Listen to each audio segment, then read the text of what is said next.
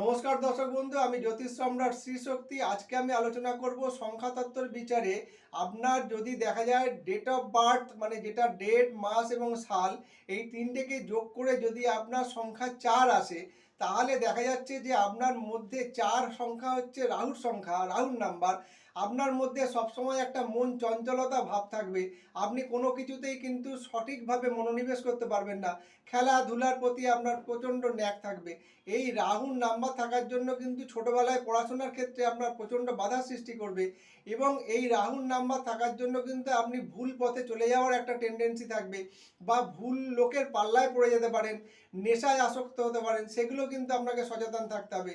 কাজেই আপনাকে বারবার বলছি যে ডেট অফ বার্থ থেকে যে একক সংখ্যা আসবে সেটাকে বিচার করার সঙ্গে সঙ্গে জন্মছক বিচার করতে হবে।